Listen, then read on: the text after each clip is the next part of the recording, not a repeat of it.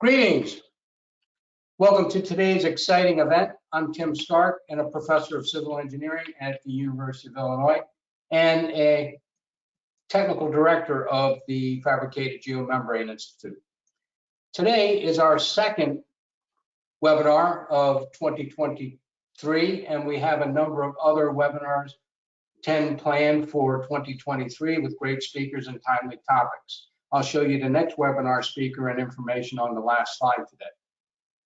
During today's webinar, we welcome questions and comments which can be typed into the questions box in the control panel.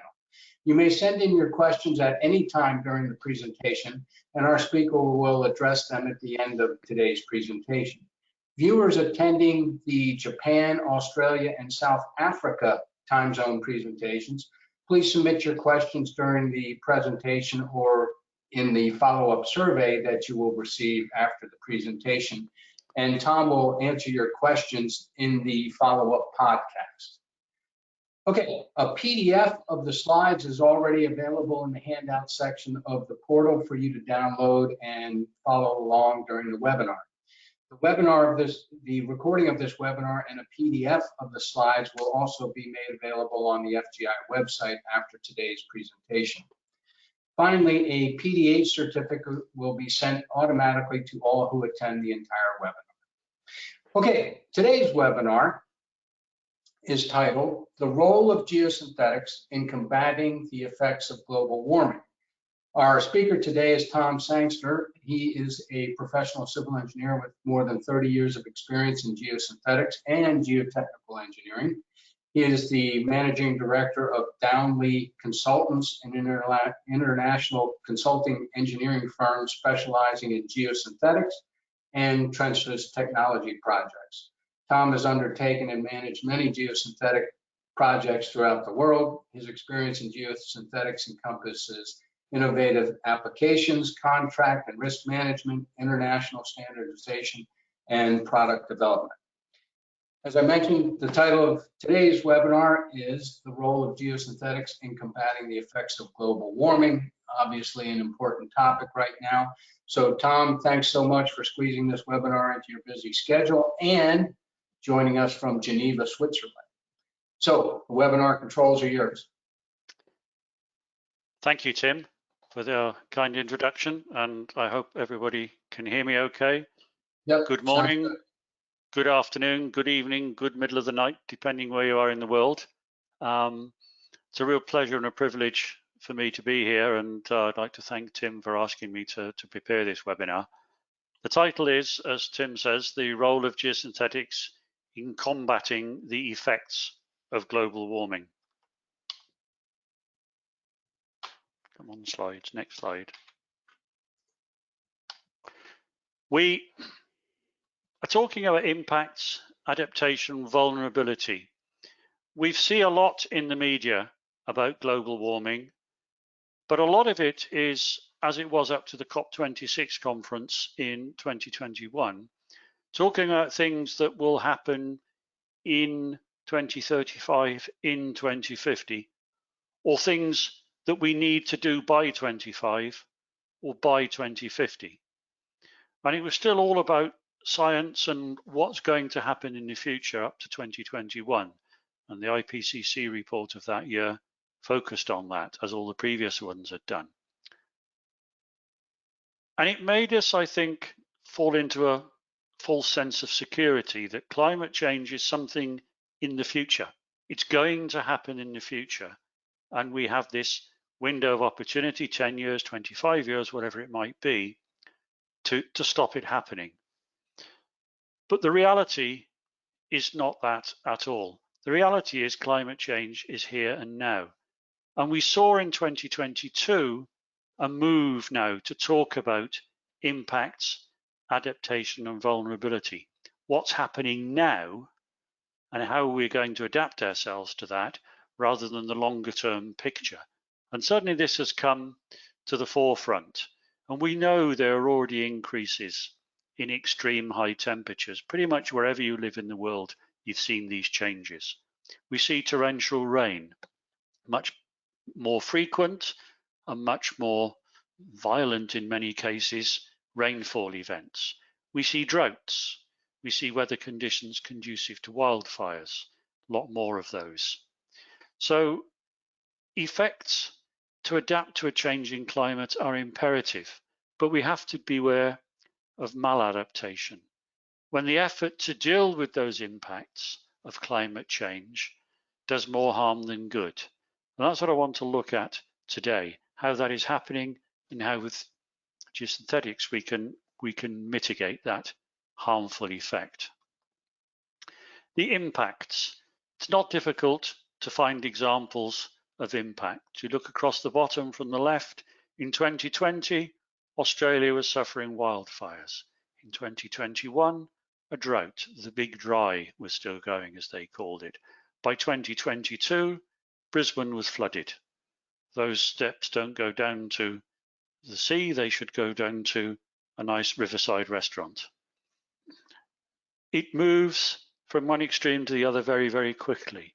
2021 was a particularly bad year for lots of places. In Erftstadt in Germany, they had massive rainfall events. 196 people were killed across the country, not just in Erftstadt. But that was very, very close, the erosion there, to taking a small town down with it.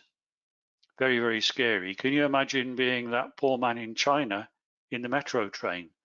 You're stopped in a tunnel, the doors are shut, you can't get out, and it's filling up with water. That was flooding. 12 people died. In Canada, in 2021, in Lytton, we see there the whole place is on fire. The day before, they'd had 49 Celsius or 120 degrees Fahrenheit temperature. In Canada, you think of hot countries in the world, Canada is not the top of your list. And more recently in California, just a couple of months ago, last month, sorry, again, major, major floods. You think of California as a warm, dry place. So these things are happening more frequently, and they're bigger and more catastrophic events. There's no doubt that these are current impacts of climate change, and we're very vulnerable to them, as we're finding out. So I'll focus for the time being, not on everything, but on water management. Most of those slides we saw before about water too much, or in a couple of cases too little. So what do we do with water? Well, we build infrastructure to keep it out, be it seawalls or protection with dolos, or we build infrastructure to take it away, take stormwater away in levees, as these are in the USA, and take it out to rivers or to the sea. Or we want to make use of it. We can store it, we can use it. We can use it for agriculture or for irrigation. We can use it as drinking water, or we can use it to make electricity. So these are all the things water management is about. Keep it out, take it away, or store it and use it. But what you saw in those pictures, in all but one example, was lots of concrete. We're civil engineers. We love concrete. We can do all sorts of clever things with it, like kids in a sandbox. Well, there's a bit of a problem around concrete when we talk about climate change. The construction industry as a whole is responsible for 11% of the world's man-made CO2 emissions. 11%. And the industry's carbon footprint is not shrinking. Many other industries are able to shrink their footprint. We haven't done so in construction and civil engineering. And within that, if concrete was a country, it would be the third largest carbon emitter in the world, after only China and the US. So concrete is 8%, construction as a whole is 11%. So more than 70% of the construction industry's carbon emissions are down to concrete, the concrete and cement sector. So the solution of building infrastructure with concrete to deal with the effects of climate change makes the problem worse. It just contributes to even more climate change. This is about as far removed from sustainable as it's possible to get. So there has to be a better way. If it's not concrete, we're using lots of stone. Large stone or gravel, usually for protection from water. This depletes a natural resource. large number of truck journeys. Sometimes this stuff gets hauled a very, very long distance from its source to be placed. Incredible carbon footprint because of that. Again, it's not sustainable. We don't need to be doing this by default in all cases. So what could we do with geosynthetics? We'll keep it out. Geocontainers, either large ones or small ones, have been around for a long time, but they've been a bit of a niche. But we're seeing quite an increase in their use. They can be placed onshore, offshore, on dunes. They can be large, as we see in the top left and bottom right photographs, or they can be small individual geosynthetic sand containers. They do a very effective job of protecting from the effects of floods and the erosion effects of storms in the sea. They can be covered, in many cases they are, or they become covered as sand moves, and they protect from erosion. The small containers in the bottom left photograph, don't think of those as merely sandbags. They are really engineered containers. They're of known engineering properties, and they have proper seams of known strength. And they have the great flexibility that, of course, you can adapt the construction to any shape that you want. If it is damaged by a storm, or certain bags are damaged by a storm, they can easily be removed and replaced. Not so easy with the larger ones, but then they're probably a bit more robust as well. So we have means here of helping to keep it out with geosynthetics. And you've got to look really hard to find some concrete on those photographs. We can take it away. It doesn't have to be concrete. On the top left, we have geomats to protect the riverbank from erosion. The bottom right, turf reinforcement mats, where you've perhaps got a higher velocity and higher shear forces. And turf reinforcement mats, I know, are widely used in North America and have been very well developed there for some of these purposes. And at the bottom left, a GCCM, or a geosynthetic cementitious composite mat. Yes, there's still cement, but you're lining a channel there with something that is 6 to 8 millimeters thick, say 1/4 of an inch, a little bit more, instead of if you had to place in situ concrete at least 3 inches. So we still have cement, but the volume and therefore the emission from it is reduced by somewhere around 90%. So we're down to 10% of what it would have been. So I'm not saying we're perfect in every situation, but getting a 90% reduction is certainly worth having, and not to be thrown away just because it isn't 100%. So we have all of these solutions for taking it away. We have to recognize also there are limits to what we can do with geosynthetics. If it's very big storms, very big floods, very high velocities, very high shear forces, it's outside the scope of what we can achieve with geosynthetics. We must be realistic. As you see from the graph, it's a combination of velocity and duration. And there's a point here, we're getting into hard armor systems. That usually means some form of concrete protection, just because it's beyond the capabilities of geosynthetics. But there's an awful lot in here that we can do with geosynthetics that doesn't require that hard armor. And I would suggest that with the GCCMs here, we have the scope to push that boundary a little bit further into the hard armor zone with GCCMs and some other concrete matrices or cement matrices that we can use as geosynthetics.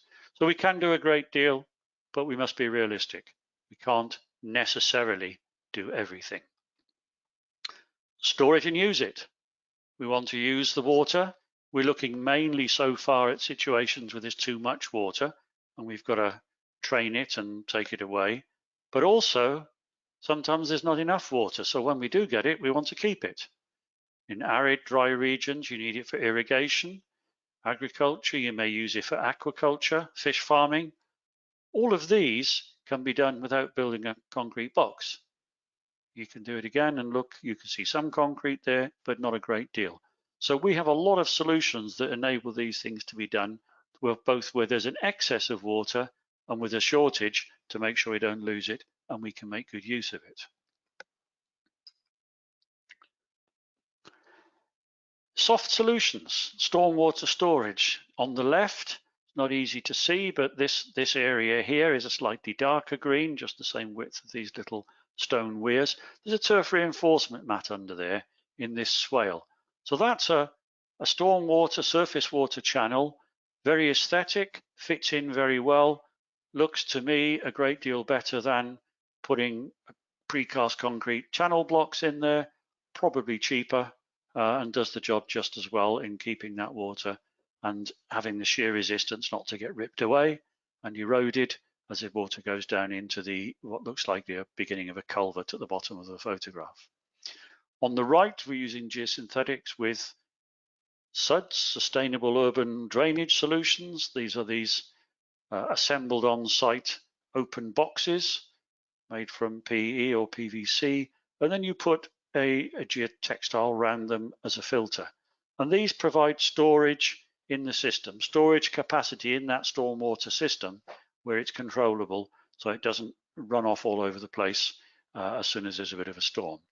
And certainly in the UK now, these are either mandated or close to becoming mandated on any new housing development. It has to have a stormwater storage capability on the site of the development, or the subdivision, to use perhaps the American terminology, that if you like compensates for the fact that you're creating a lot of hard surface which will create runoff rather than allowing the water to go directly into the ground and be absorbed.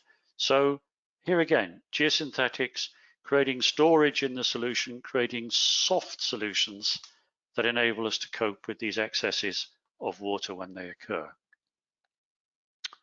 Well, it's all very well for me to say, this is great, aren't geosynthetics wonderful?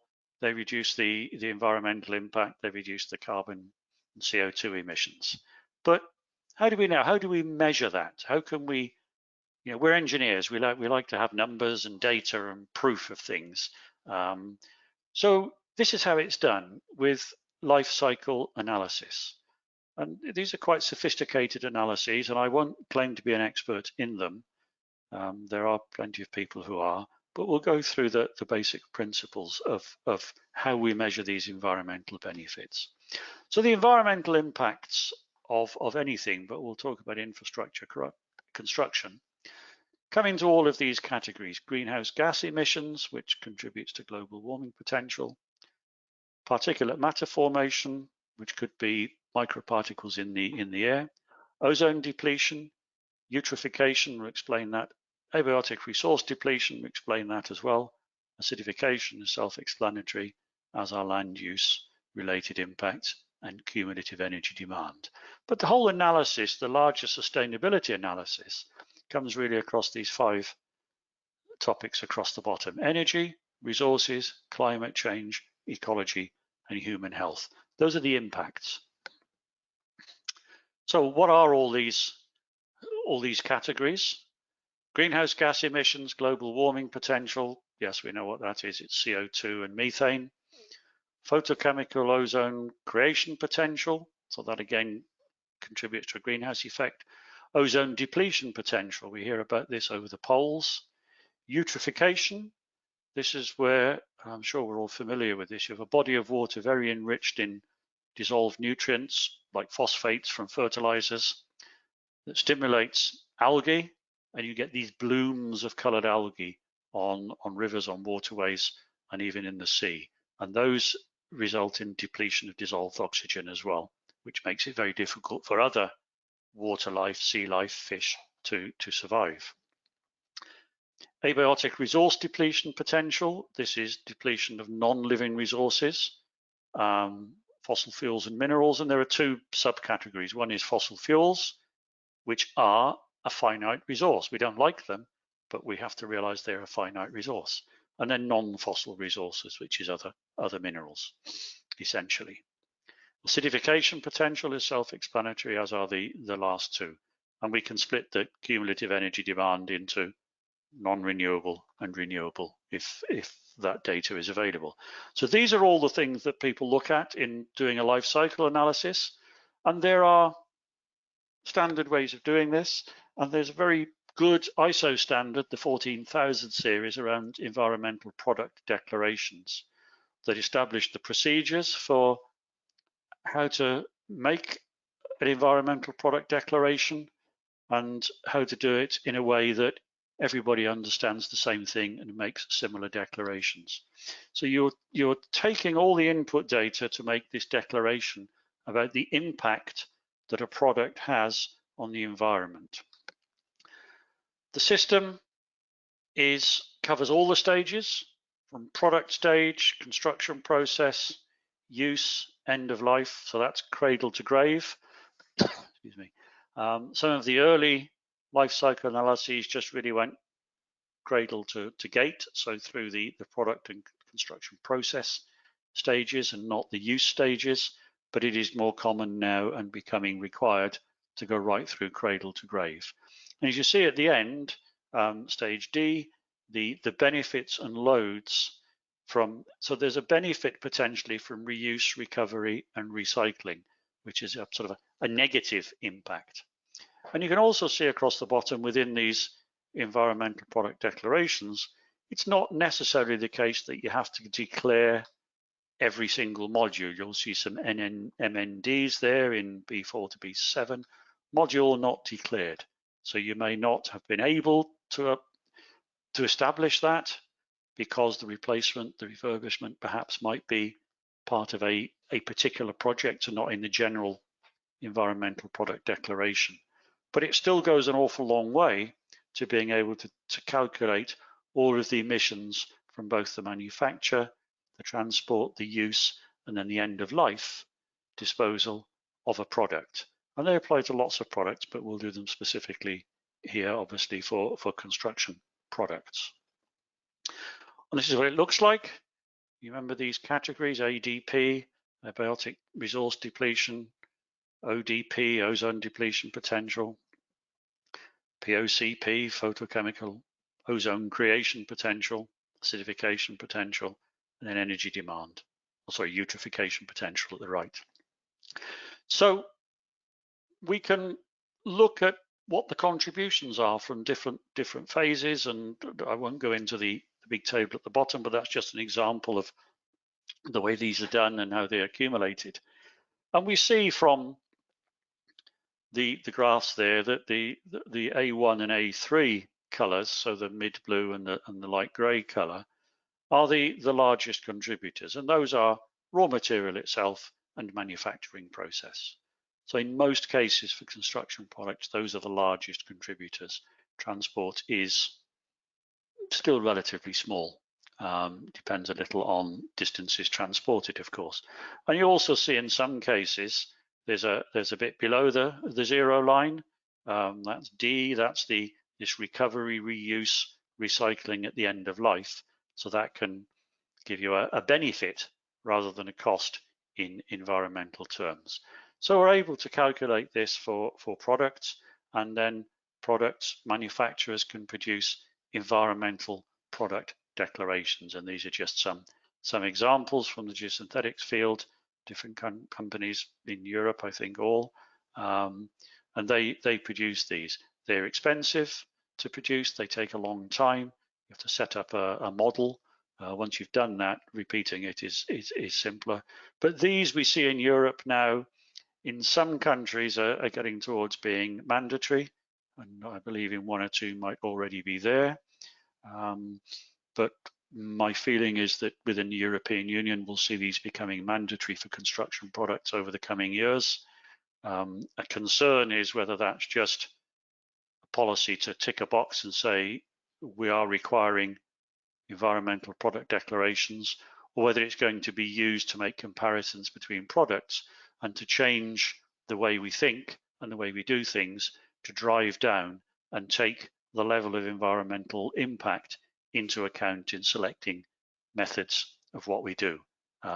It remains to be seen whether that will be the case.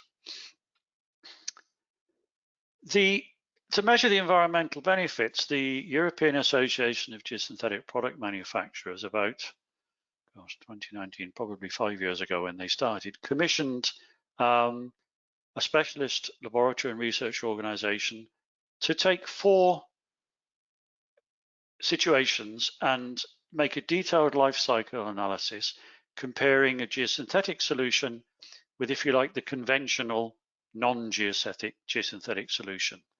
We'll go through them just to summarize what they came up with, but there were reductions across all categories, and those reductions were significant in all of the cases. So the first one is very, very simple, something we're all familiar with. You have a standard construction of a road here. The only thing that's changed is the conventional solution has this granular filter layer, whereas it was been replaced here with a geotextile as a filter under that road. Everything else is the same. 175 grams per square meter. I don't have in my head the calculation in ounces per square yard, but I'm sure those of you in North America will be able to do that.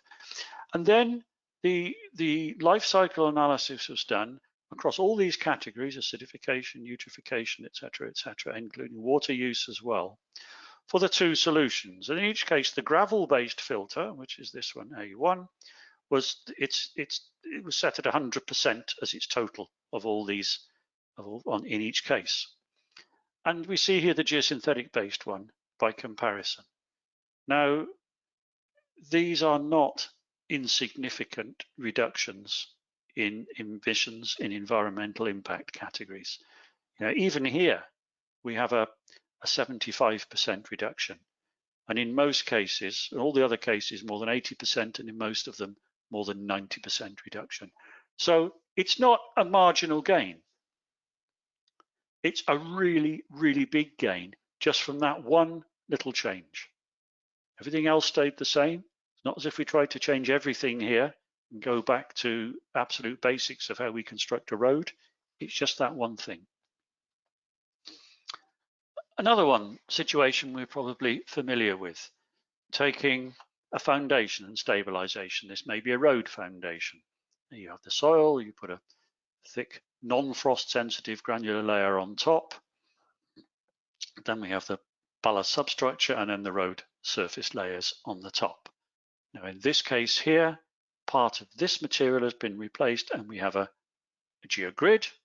And in this case here, instead of a geogrid, we have a cement lime layer to stabilize it. So that's the only changes in here. And again, in each case, the one with the highest total of environmental impact is set at 100%. It's not always the conventional solution in this particular case. As you'll see here and here and here, it's the cement lime. It's never the geosynthetic. And in most cases, the geosynthetic, as in here and here and here and here and here and here, is the lowest. So there are gains in all the categories against the, if you like, one of the other solutions.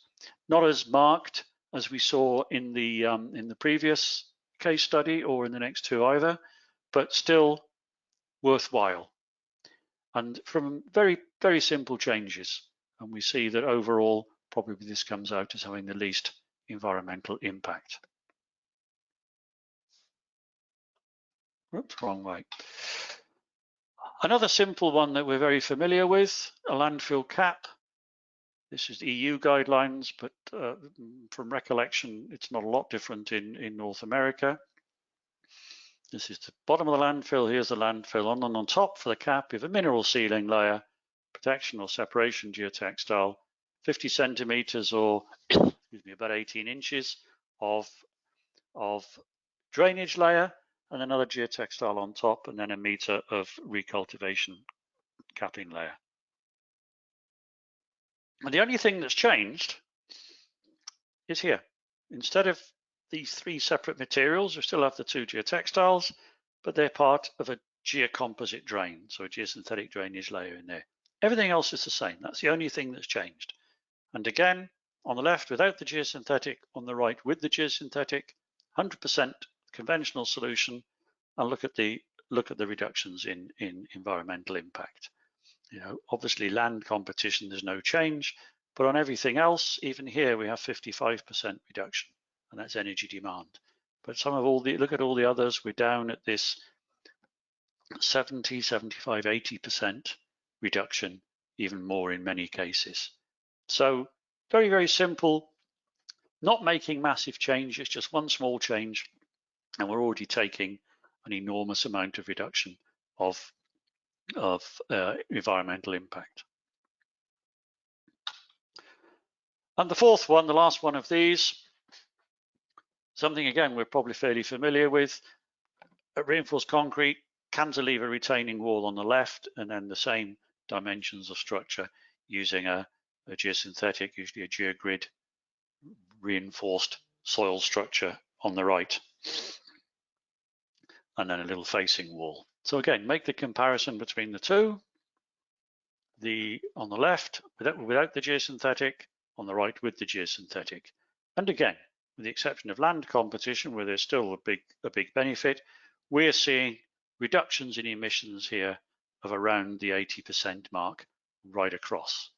And this is consistent throughout with geosynthetics. When it's measurable, we know in principle it should be like this, but this is measurable. These are detailed studies, and you're showing that this is not a marginal gain.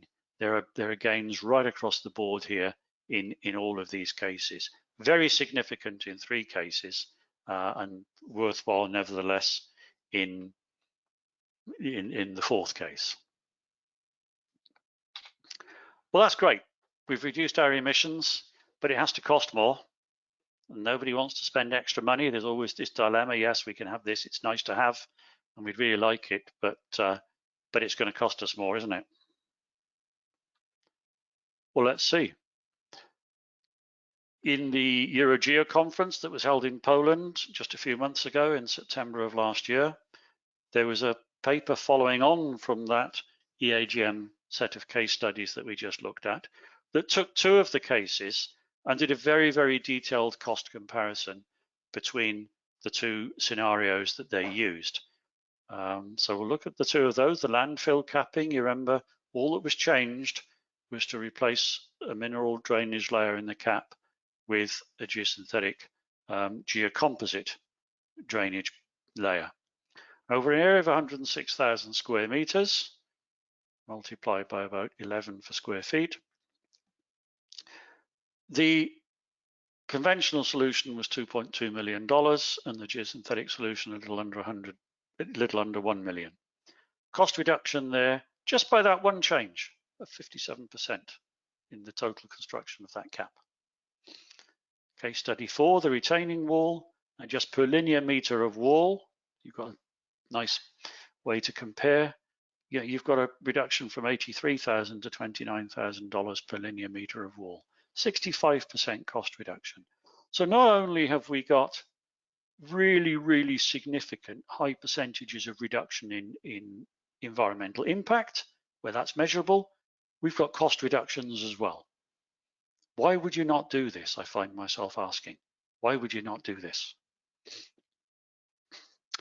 Look at 2 other brief case studies as well outside of the EAGM, one from the UK and one from Germany. Very, very different. One is a road project and one is an offshore wind farm. So here we have the road project. This is something that was completed recently, probably in the last 2 or 3 years in the Midlands of England. And it's 1.5 billion pounds, that's about $1.8 billion project, 67 bridges, a viaduct. The construction was essentially from here, the green and the yellow, up to here to a big junction. And on this site, you've got the A1, which is the old Great North Road from London, connecting London to Edinburgh. Here's the East Coast Railway that connects London to Edinburgh. You've got here a river and various roads all to be crossed. You've got the small town of Huntingdon, and here is Cambridge, very, very fast growing city. And it needed more road infrastructure. Now, the 3 main contractors were in the joint venture, worked across all the sections together. And right at the beginning, a contractor decision, they said, we're going to get our carbon emissions down, our carbon footprint down by 20% from what it is in the specification that we've bid on. And they went about that. They had real staff in the team whose job was to see that happening and to measure it. And we'll just take one example, one part of it, and it's where they looked at the buried structures, often the bridge abutments, and how you drain those structures. Their default option was to go for hollow concrete blocks filled with gravel to make a drainage area. Another option is no fines concrete, so a concrete without sand that even when it sets is very porous and allows water to flow through. Then that was compared with a geocomposite drain. This particular one is a cuspated dimpled membrane with a geotextile attached on, I think, one side. I won't go into all the numbers, but you can see at the bottom there, the total CO2 equivalent 150 kilograms if you're using, and this is for a 55 meters squared wall, which is a typical size. 150 kilograms of emission if you're using the geocomposite, 1,789 for the default solution, and had they gone for concrete, 4,300. So you've got a 92% reduction against the default hollow concrete blocks and gravel if you use the geocomposite solution. 92% reduction in CO2 equivalent emissions. And I don't have the numbers, it was lower cost.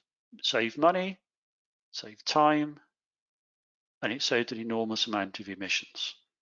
And this was I think a tribute to the contractor that they decided they were going to go this way with all of the project and try and get that 20% reduction in emissions. It can be done. The last case study, the last example is North Sea offshore wind farms. Northwest Europe is very fortunate in having the North Sea. It's this sea here between the UK and the continental Europe. It has two key geographical features: a lot of wind, and believe you me, the wind howls off the North Sea. But it's also quite shallow. It's not a deep ocean, which makes it, because of the wind, a great place to put offshore wind turbines, and because it's shallow, a relatively easy place to construct them. And there are a lot of them. Now here we have obviously the UK, here's England, here's Scotland, a bit of France, Belgium, Netherlands, Germany, Denmark, and then Norway. And they all have coast on the North Sea, and all of them are developing wind farms, as we see here. Current capacity is about 30 gigawatts. The 2050 target is to make it 6 times that, 180 gigawatts. And to give you an idea, the Dogger Bank, which is in the UK sector, and I think it's one of these around here, we'll have 227 of these turbines. That's just in one of these blocks. That'll produce 3.6 gigawatts, so more than 10% of the current capacity. And to give an idea of what these put out, one turn of one of those turbines generates enough electricity to power a UK household for 2 days. So their potential is enormous. And I just want you to remember 2 things here. This looks quite a benign environment, but you can see here from the wash, there's quite a strong current flowing here.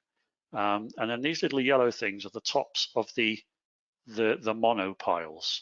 And this is where we come in with geosynthetics. You might think, how are you going to use geosynthetics here? Well, let's look at one particular wind farm. This is Amrum Bank West.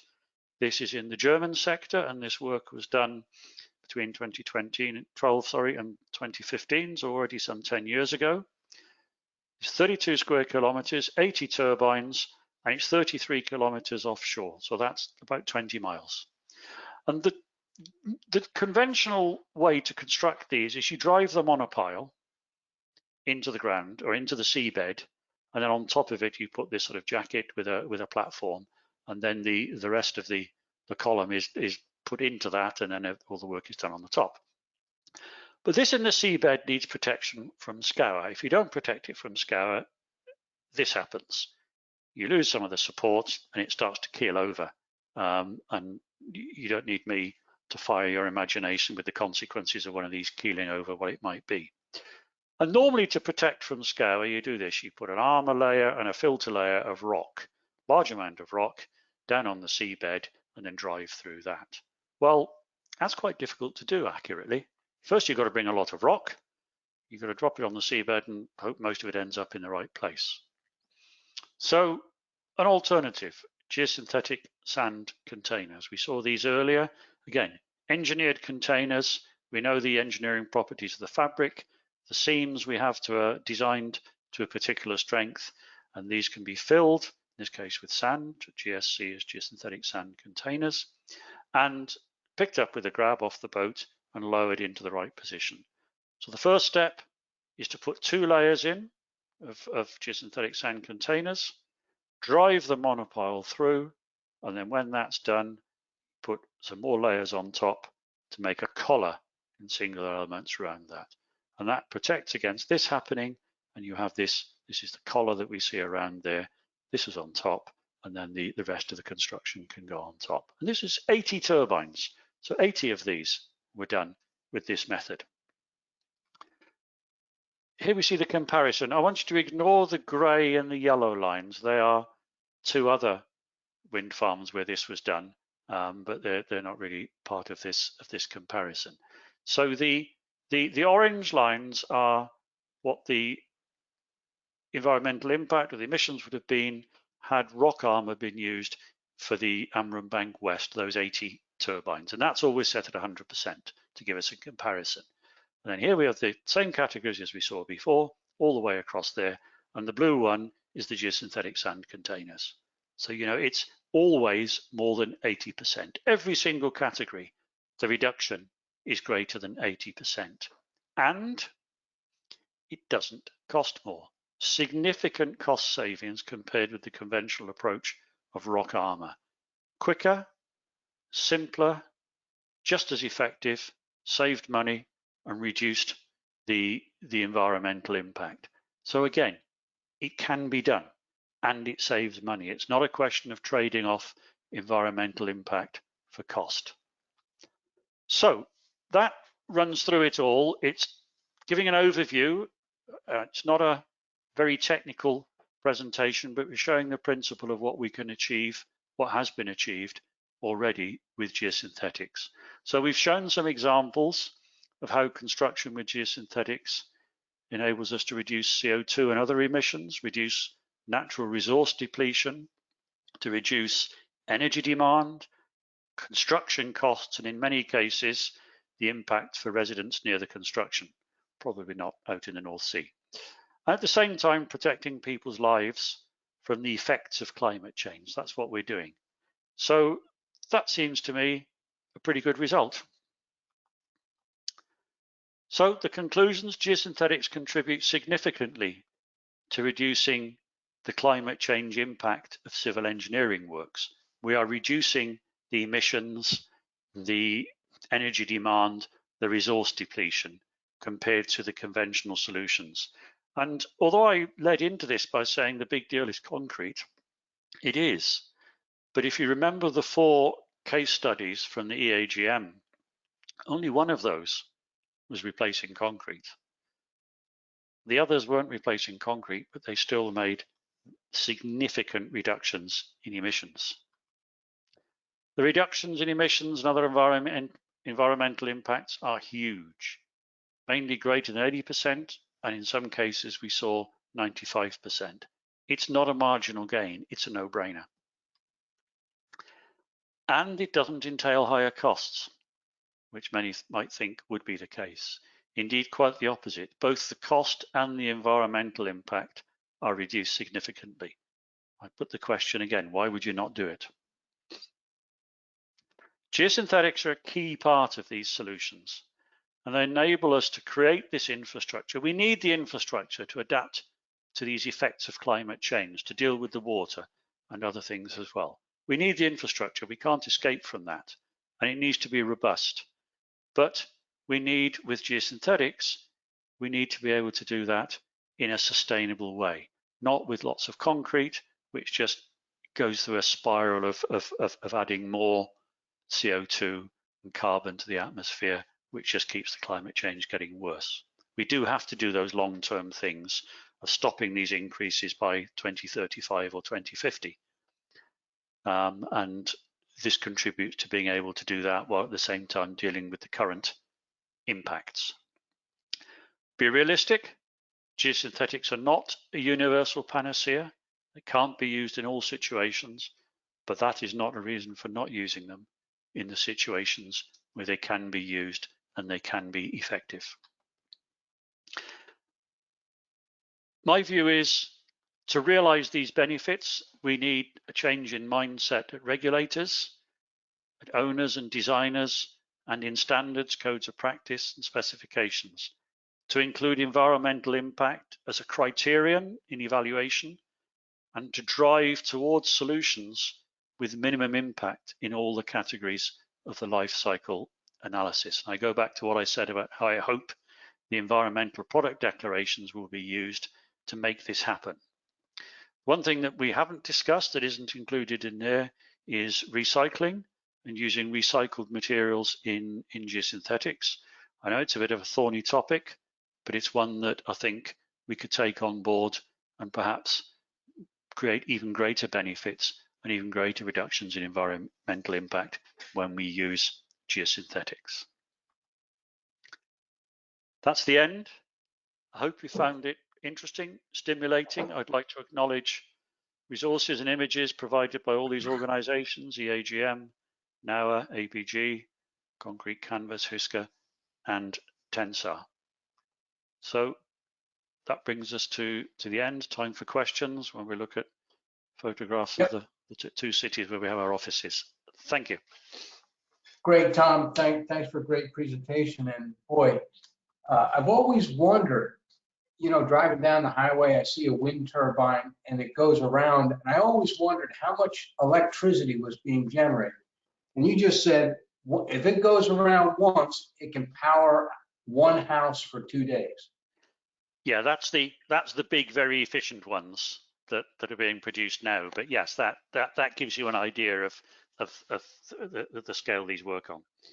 Yeah, that's amazing because, you know, there'll be 30, 40, 50 of them along the highway and they're all going around at a pretty good clip. And that's stunning.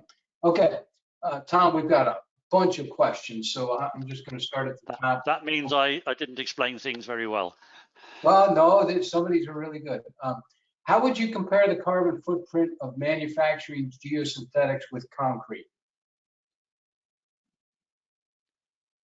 Well, with a life cycle analysis.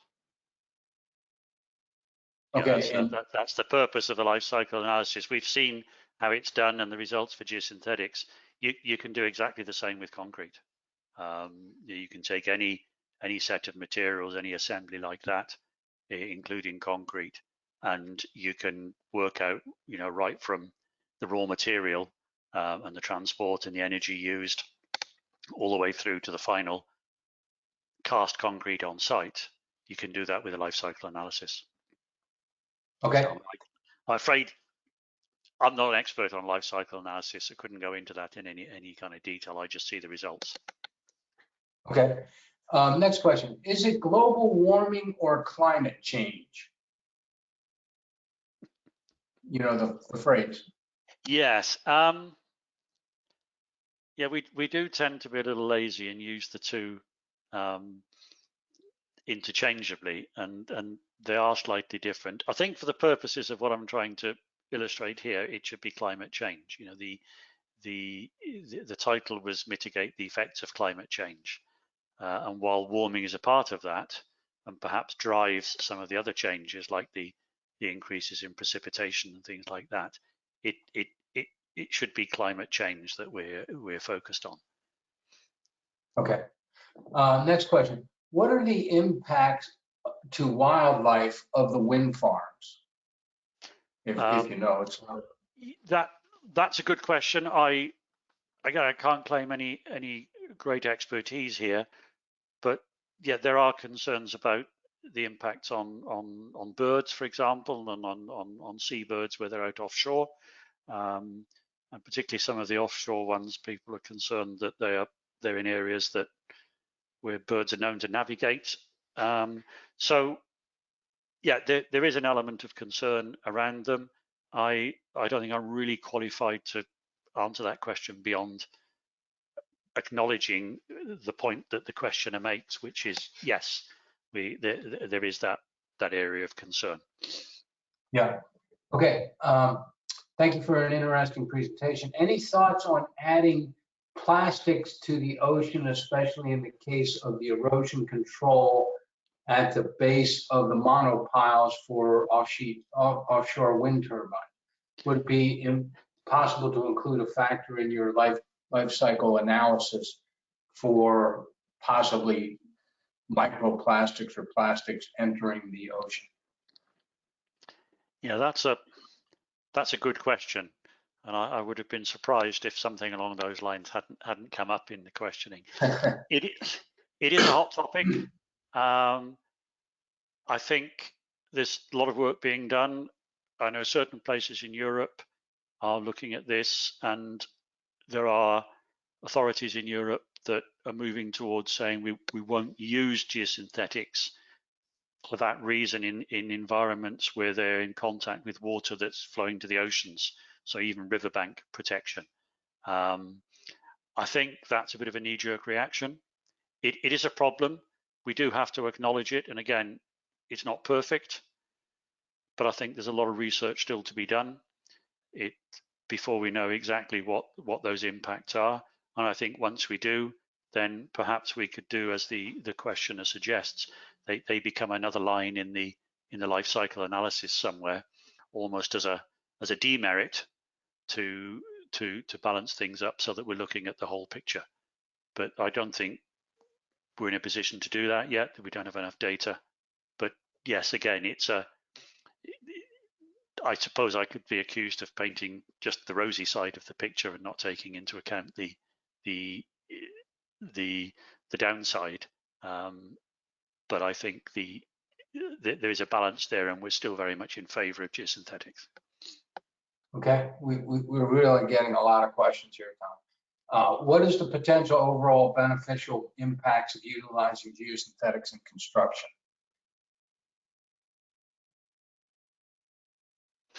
That's a big question. Yeah. I mean, it's not something that's easy to quantify, but I mean, we've shown the examples there, you know, in repeated case studies, and you know, there were 6 in total, and we had it quantified for 5. You're looking at the benefits, you know, reductions in environmental impact across the various categories of, you know, typically of the order of 80%, and you know, that to me is,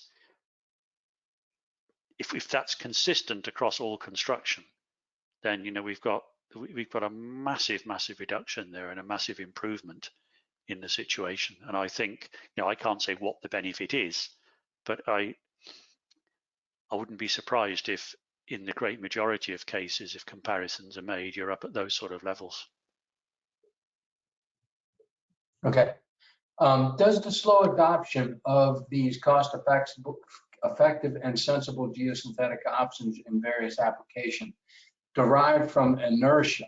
Where do you see progress most? You know, how do we get more adoption of these geosynthetics instead of your 3 main items, concrete, rock fill, and gravel, are sort of the big carbon generators?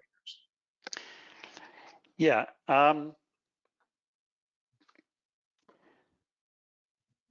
Can you repeat? There was a bit at the beginning of the question. There was 2 parts to the question. Can you just repeat the first bit? The first bit is, does the slow adoption of these cost-effective and sensible?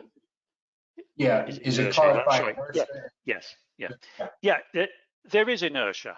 You know, and it's for those of us in the geosynthetics field, and I, like possibly many of you, have been in it for a very long time, 30 years in my case. Some of these things that I spoke about and how we can use geosynthetics, they're everyday things. We're familiar with them. We take them for granted. But there is an inertia. There's a large part of the engineering community out there, unfortunately, that still know little or nothing about geosynthetics or what they can do. And there's also an element of, even if they do know, they're a bit disinclined to change. And I think, you know, it's incumbent upon the industry to get its act together there. We are a little guilty in this industry and possibly other construction materials sectors are as well, of fighting amongst ourselves rather than giving a consistent message out to the users. There's an element of inertia. We could change that by communicating the benefits better. Okay. I'm convinced on the reduction of emissions using geomembranes. Have there been any studies on the environmental impacts of degradation of the geomembrane over time?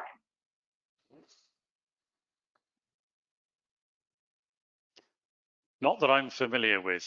I would imagine there have, but none that I'm familiar with. Okay. Geosynthetics are largely petrochemically based. What is the relative contribution of their production emissions to global warming compared to concrete? There again, that's where the life cycle analysis, the very front end of that, the raw material and the production part, that's taken into account in that. And yes, you're right, they do come from fossil fuels, so we can't escape that if we're talking about fossil fuel depletion, then geosynthetics are a part of that. But the life cycle analysis takes that into account at those A1, A3 stages of the different categories, if you remember them. Yeah. So based on the life cycle analysis and supporting that in a 80% reduction in the carbon footprint that you mentioned, it means that to have the same environmental impact, we would have to produce 5 times the solutions with geosynthetics compared to the traditional or concrete ones. Did that make sense? Yeah, I guess that's one way of looking at it. For the same amount of impact, you could have 5 times the benefit. Is another way of putting it. Yeah, right. Oh, let's see. Geez, wow. What do you see as the future of fossil fuels? Boy, some of the, yeah, they're. I think this is a personal view, and a slightly informed one, but not a well-informed one. I think there will always be a place for fossil fuels. I think we have the capacity to reduce them enormously, and reduce their use. And I think even some of the producing countries are beginning to look at that on a sort of 30 to 50 year time horizon. But you'll never reduce them completely.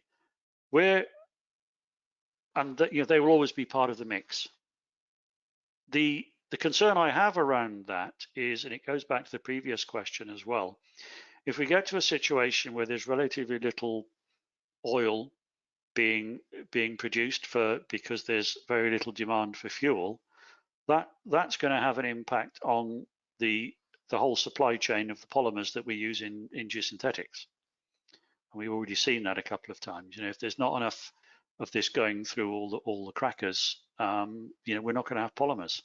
So we need to think about that as well. So I think that we won't see fossil fuels disappear. We'll just see a massive reduction. There'll always be a place for them, and it may well be purely as feedstock for plastic production, and that will become a bigger element than the fuel use. Okay, Tom, there are many more questions. We'll have to do a podcast. I'll do one more, and then we'll go through the last few slides.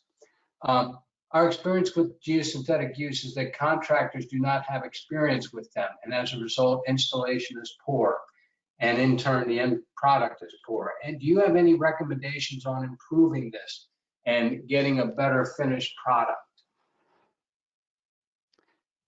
Yeah, I think there are a couple of areas there. I mean, certain areas are very good, generally like geomembranes.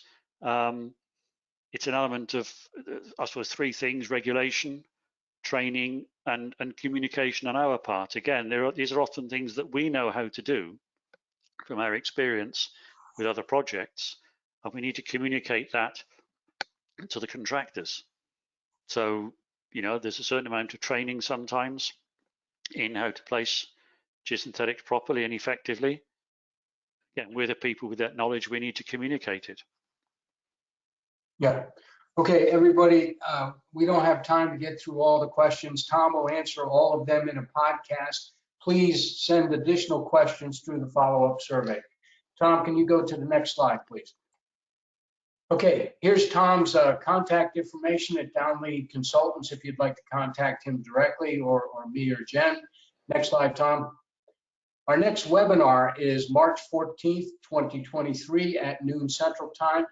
I will give this as, it's a new webinar format. I'm very excited about it.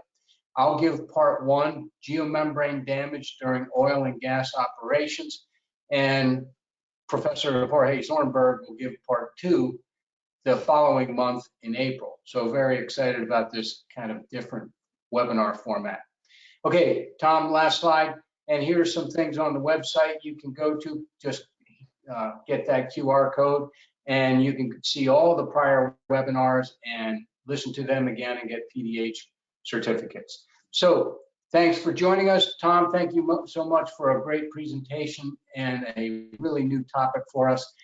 And most importantly, joining us from Geneva, Switzerland. Thanks, Tom. Thank you. Bye-bye.